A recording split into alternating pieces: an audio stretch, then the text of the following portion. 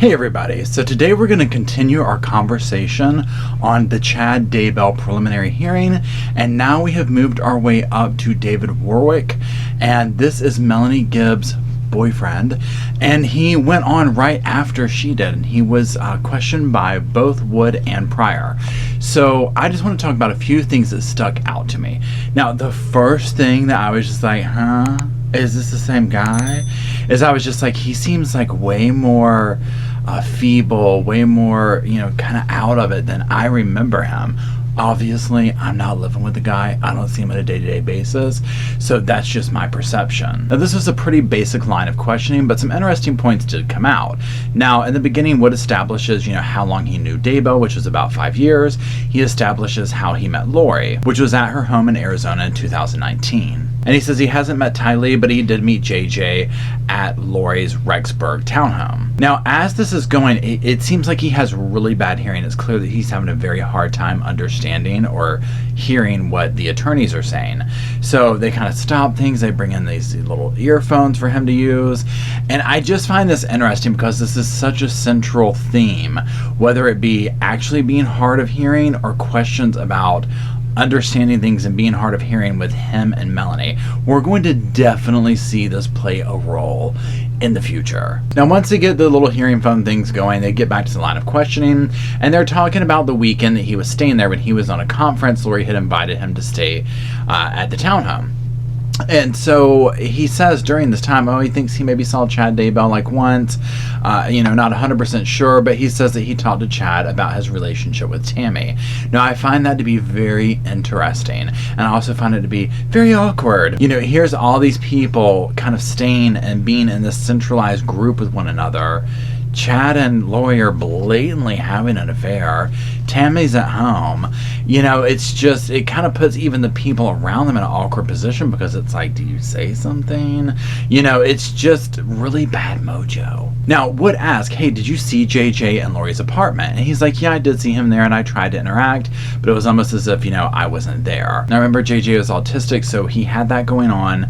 And I think it's interesting that this line of questioning with the relationship between people like, number one, Melanie, and number two, David, between these kids, because at first it's just like, why, what are we going to find out about this? What is being said? Why are we asking about, do grown adults have relationships with these children? And I get that they're probably not going down the road of like a true relationship, but how do they interact? And there just seems to be very little to no interaction between any of them and these kids. Now, the questioning rounds out to this night of the podcast, and David says, he saw Alex come and put JJ in Lori's room in the bed. And right after that, this interference comes up over the microphones or the headphones or something.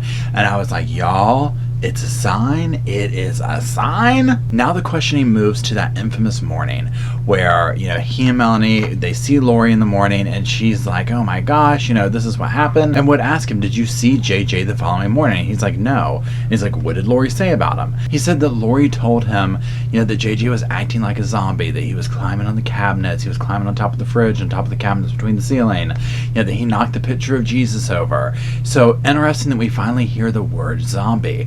Also interesting that we heard it from David, but we didn't hear it from Melanie. And, this is one thing that jumps out to me, just to kind of pause here for a second, is if we remember back to the phone call, the secret phone call with Melanie and Lori, and their immediate go-to, or at least Lori's was, and Chad kind of jumped in on it too, was, we think David's in your ear, he's talking to you. So that was their knee-jerk reaction. I mean, there's truth in that. So it's interesting that they think David is the one that is making her go dark and think these things.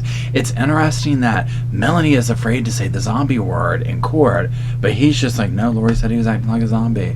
It's almost like he's not invested as much in that belief system, possibly, or he wasn't drinking the Kool-Aid as much as Melanie was. Now, he says that he asked to see JJ and that Lori said that, he was out of control and that Alex had to come take him. Now at this point, we're going to go ahead and just move over to some commentary when Pryor takes over the questioning. Now Pryor immediately goes back into this whole thing about how many times did you see Daybell at the house, and the word multiple is used, and y'all, it brought the house down. I mean, we go into objection this, sustain that, objection that. Wood accuses him of making words up. Pryor says I'm allowed to use these words. So again, these antics between the two of them, y'all, I am here for it. So we get past this, and then Pryor brings up the visit about the real estate, and this is extremely interesting to me. So David says that it was on Sunday, and he says it started off being Lori Vallow, Melanie Gibb, and Alex Cox.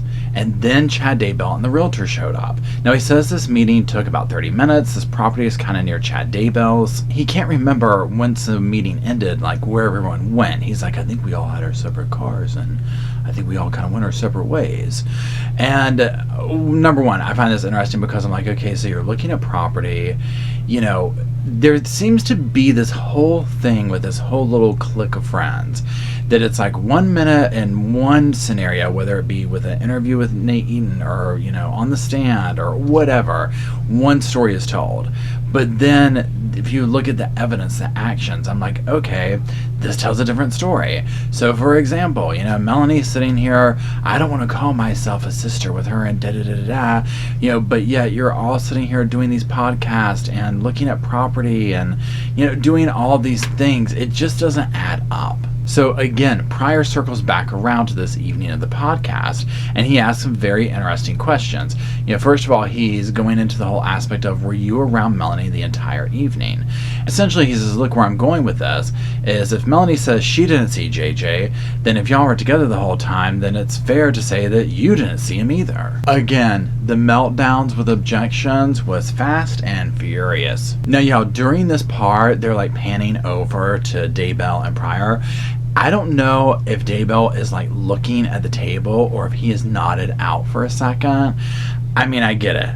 I get it. It's probably hot in there, whatever, but I'm just kind of like, wow, he's really like not doing himself any favors how he looks like he keeps falling asleep throughout this. Now, through questioning, Pryor establishes kind of like what the house is like, who stayed where. So David establishes, that Lori Vallow stayed in one room, that Melanie Gibb stayed in Tylee's room, and that David, stayed in JJ's room, and that JJ would assumingly have stayed in Lori's room and his little bed in the corner. Now, again, Pryor brings up this whole auditory issue with Melanie, asking her if she has hearing problems, and just along that line of questioning, which it is objected to and sustained.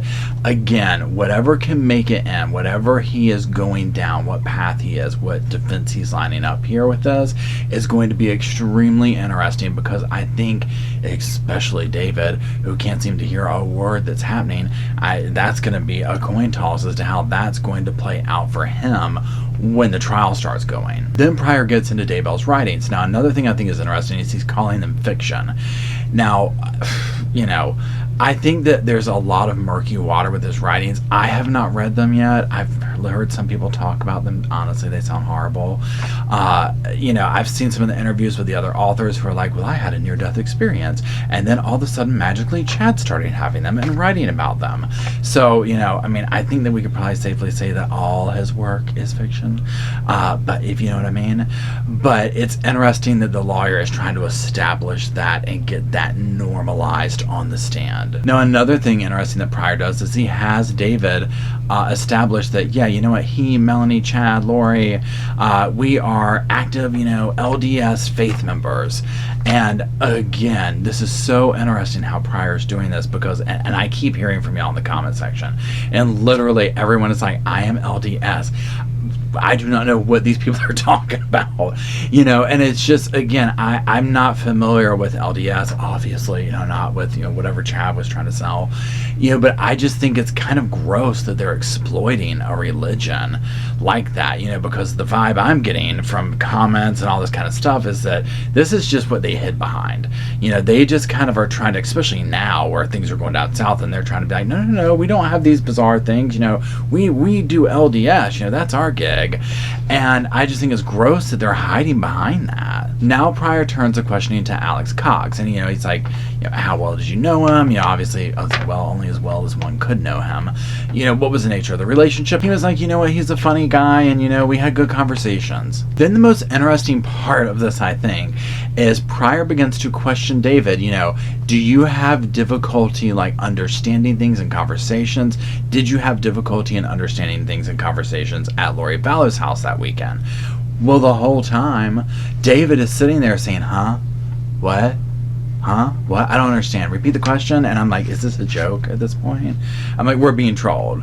This is some kind of stand-up show that we're watching. At certain points in this, I just think that we're stuck in reruns of Punk'd or something. And then David finally says, well, yes, sometimes, but I just asked for clarification.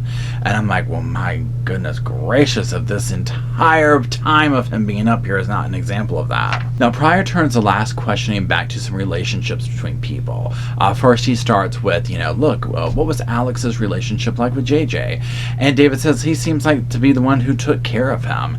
And it sounded like Alex and JJ clicked, Alex was able to get through to him. Which honestly, if that is the case, just rips my heart out even more for what happened to that poor child. Now Pryor turns the questioning back around to the relationship between Tylee and Melanie. I'm so interested to just really find out where he's going without all the objections, without all of that comes into play, because Wood was not having it. I just feel like what Pryor is doing is ringing a bell that can't be unrung, and we will see more to come from that. Now, one of the last questions that go back and forth between Pryor and Wood is this establishing that, when Alex brought JJ back, he put him to sleep in Lori's room. So again, these little nuggets that we keep getting from all this, you can just see the possibilities of where this is all going to go. I mean, y'all, I have a feeling that Pryor is going to be blaming anyone and everyone, except for his client, obviously, as to what happened in Rexburg. Now, if you want to hear the rest of my commentary on this, just click these videos or other cases like it. And that's it. I appreciate you watching, and I'll talk to you soon.